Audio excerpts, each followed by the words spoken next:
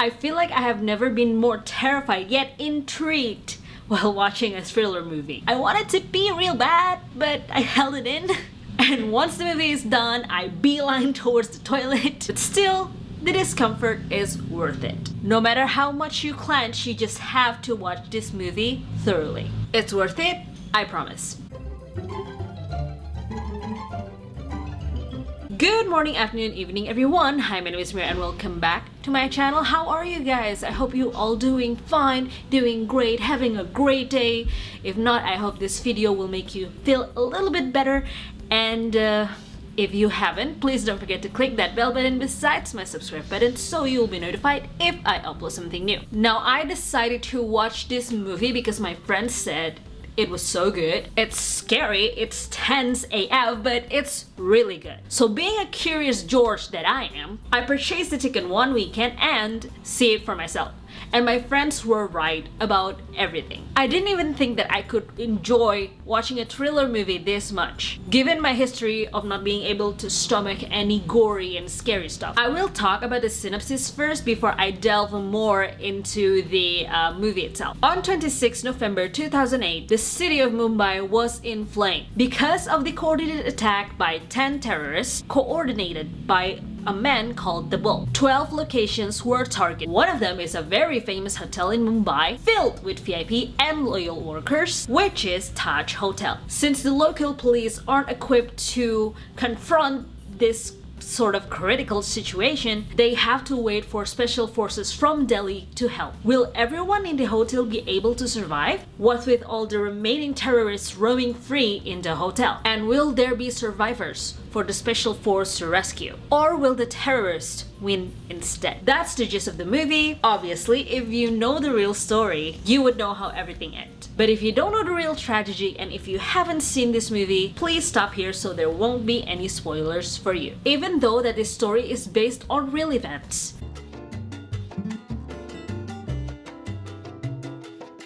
It is obvious that the people responsible for this hotel Mumbai is able to tell the storylines from many characters' point of view. The first one that was introduced to us is the hero, which is Arjun, and he instantly became my favorite character in this movie. More on that later. But even with the other characters such as Zara, David, even Vasily, all of them are unique and the story won't move forward without their appearance and interference. So I'm glad to see that both the characters and the storyline are pretty much intertwined permanently with each other. Then there's the thriller. This movie actually has minimal shocks, blood, and gore, even though there are some scenes where those three are really necessary. But despite the minimum shocks and gore and all that stuff, I am still at the edge of my seat every single time, as if I was in the hotel myself and played as one of the hostages, because the way this movie goes is just so very tense. I can't predict what happened next. I can't even see how this movie is going to end, which is annoying for me because I can almost always see how things are going to end, in a movie at least. Everything is just structured chaos.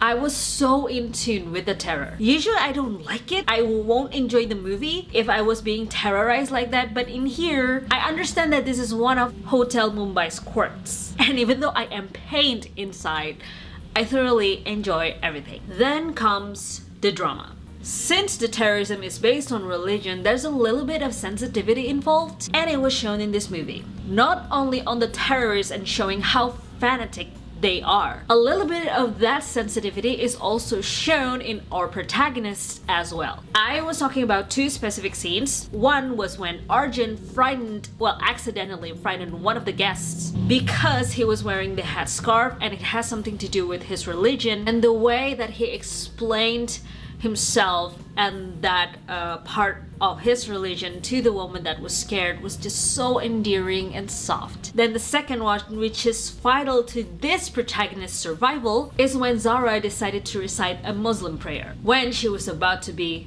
blown away by one of the terrorists. It was so intense and heart-wrenching, and I was on the verge of crying while watching that. When talking about the characters, like I said, I love Arjun because not only that he shows how loyal he is with the Taj Hotel, he has the most complete story from almost losing his job to being one of the saviors of this awful incident. Dev Patel just nailed this character perfectly, showing all of the emotions but still being strong. The second most memorable character for me is actually Vasily, which is the ex-Petnos operative turned businessman. You know, he's the one that orders, I believe it was hookers from his dining table.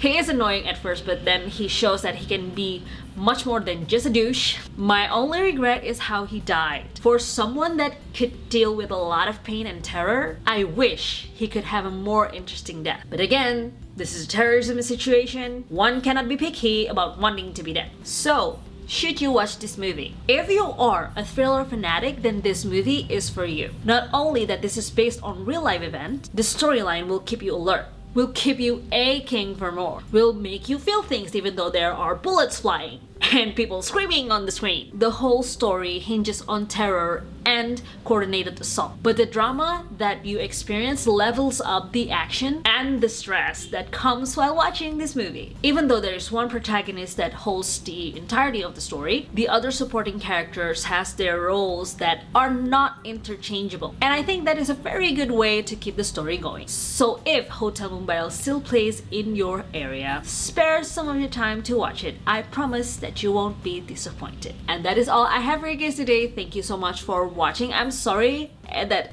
there's a little bit more noise than it usually is because I'm filming on daytime instead of nighttime like I usually do, mostly because I have to leave soon, so I want to do this when I do have the time, and right now I only have the time in daytime. So I hope that's okay with you, and thank you again so much for watching me ramble about this movie. And if you like what you see, don't forget to comment, like, subscribe, follow me on Facebook, Instagram, and Twitter. They are in my description below. Thank you again so much for watching. I hope you're having a wonderful day ahead, and I will see you next time. Bye!